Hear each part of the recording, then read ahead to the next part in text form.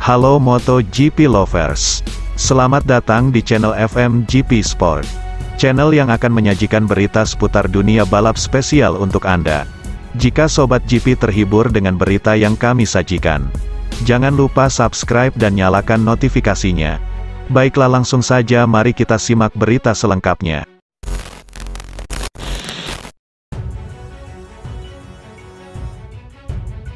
Jatuh bangun selama 2 musim terakhir, Marc Marquez sudah siap mental.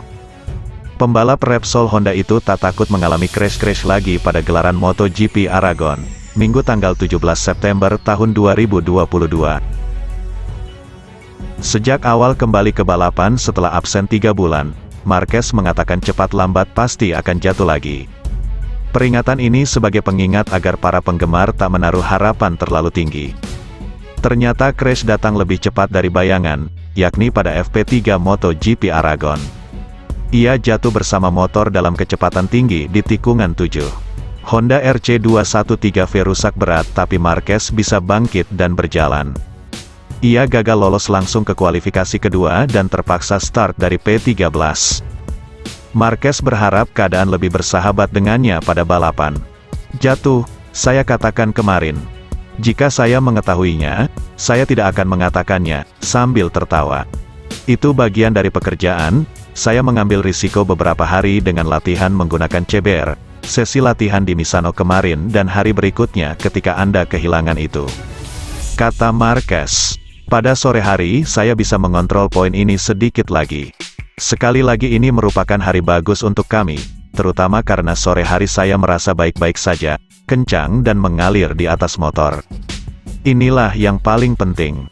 Di sisi lain, pada pagi hari, saya tidak merasa dalam kondisi baik, tidak mengalir tapi untungnya balapan digelar sore hari.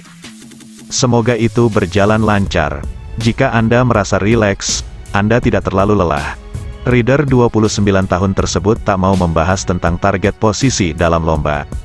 Ia agak risih ketika mendengar pembalap lain menjagokannya naik podium. Mengenai hasil, saya tidak akan mengatakan apa-apa. Hari ini Anda melihat kenyataan, kemarin Anda mengatakan kepada saya bahwa lawan melihat saya di podium. Ekspektasi dapat diciptakan setinggi yang Anda mau, tetapi saya tahu realitas saya di mana saya dan level kekuatan saya. Ia menjelaskan, selama sesi latihan bebas hingga kualifikasi, Marquez tidak merasakan nyeri selama 2 hari terakhir. Ini merupakan sinyal yang bagus. Meski begitu ia tidak mau memaksakan diri terlibat dalam persaingan di papan atas. Selain RC213V kalah lawan Ducati dan Yamaha YZR M1 Fabio Quartararo, Marquez juga masih harus mencari feeling di atas motor. Mengenai rivalitas dalam balapan, Marquez berkomentar, dari level kecepatan ada 2 balapan. Pertama dengan 3 pembalap di depan, Enea Bastianini, Francesco Bagnaia dan Fabio Quartararo, yang saya kira akan melesat sejak awal. Terkait konsep sprint race untuk MotoGP 2023, yang formatnya diumumkan kemarin, Marquez kembali menyatakan dukungan. Sekarang kami harus bekerja di dalam garasi untuk menciptakan proyek kemenangan, keduanya untuk motor dan pembalap. Jika kami punya motor dan pembalap, ini merupakan konsep yang saya suka. Saya selalu senang banyak menyalip dan balapan kencang. Ucapnya. Saya menyukai itu dan sudah saya katakan di Austria ketika itu diumumkan. Pungkas The Baby Alien.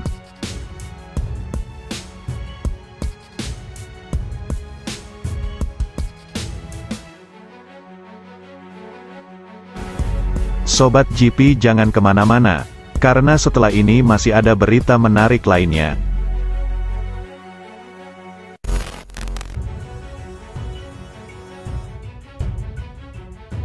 Ducati mendominasi latihan bebas MotoGP Aragon, Jumat tanggal 16 September tahun 2022. Sementara pabrikan lain yang menunjukkan kebangkitan yang pastinya akan berusaha menghambat mereka di ajang MotoGP Aragon besok. Pada latihan bebas pertama, kekuatan para pabrikan sedikit merata. Bahkan Honda yang dicap paling lemah bisa tembus 4 teratas, melalui Takaaki Nakagami LCR Honda Team. Sementara Alex Espargaro mampu menciptakan waktu acuan 1 menit 48,686 detik. Best lap tersebut bertahan hingga lebih dari separuh sesi.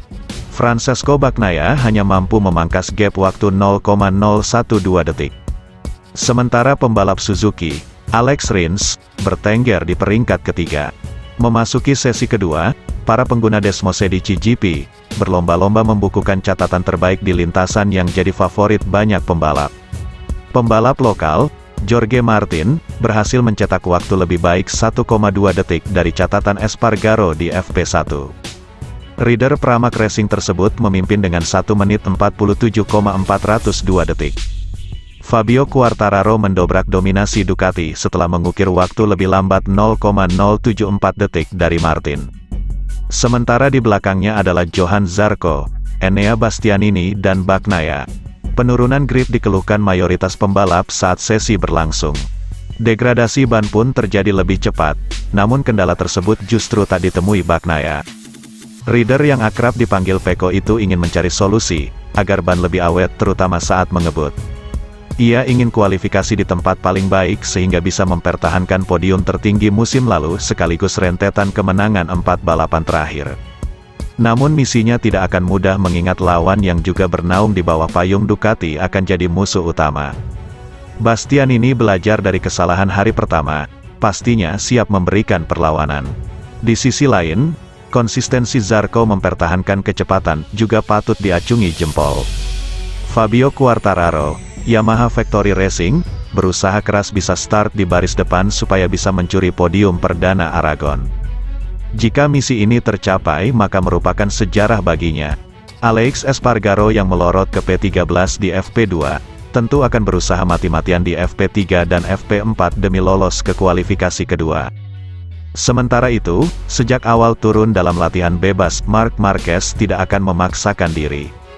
Namun ia konsisten berada di papan tengah.